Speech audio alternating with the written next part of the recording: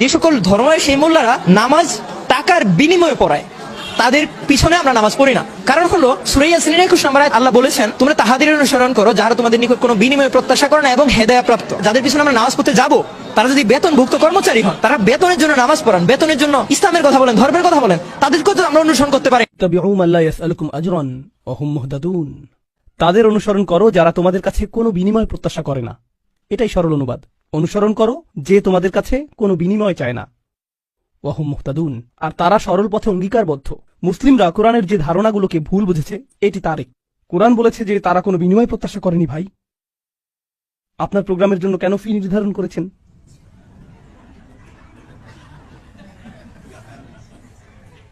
না না, এটা জানার বিষয়। কোরআন আরো বলছে, ইয়াশতারুনা বিআয়াতিল্লাহি সামানান কলিলান। তারা আল্লাহর আয়াত বিক্রি করে সামান্য মূল্যের জন্য। নিজের জন্য আপনার লজ্জিত হওয়া উচিত। আল্লাহর আয়াত বিক্রি করা গোটা কোরআনের সবচেয়ে ভুল বোঝা ধারণাগুলোর একটি। বিষয়টা খুলে বলছি। রাসূল সাল্লাল্লাহু আলাইহি ওয়াসাল্লাম মুসাব ইবনে উমাইরকে মদিনায় প্রেরণ করেছিলেন। জানেন আপনারা? মুসাব ইবনে উমাইর ছিলেন অত্যন্ত প্রতিভাবান তরুণ, যাকে মদিনায় প্রেরণ করা হয়েছিল কোরআন শিক্ষা দেওয়ার জন্য। তিনি ছিলেন অত্যন্ত ধনী পরিবারের সন্তান, কিন্তু তার পরিবার তাকে ত্যায্য করেছিল। এরপর তার পরিধানের বস্ত্রও ছিল না। বদরের যুদ্ধে তিনি শহীদ হলেন। কাফনের কাপড় দিয়ে যখন তার পা আবৃত করা হলো, মাথা উন্মুক্ত হয়ে গেল। আবার যখন মাথা আবৃত করার চেষ্টা করা হলো, পা উন্মুক্ত হয়ে গেল। রাসূল সাল্লাল্লাহু আলাইহি ওয়াসাল্লাম তাকে মদিনায় প্রেরণ করলেন কি শিক্ষা দেওয়ার জন্য?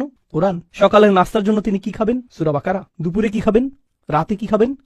রাসূল সাল্লাল্লাহু আলাইহি ওয়াসাল্লাম তার জন্য বেতনের ব্যবস্থা করেছিলেন, যাতে তিনি তার কাজ করতে পারেন। কোরআন শিক্ষাদানের জন্য তাকে অর্থ প্রদান করা হয়েছিল।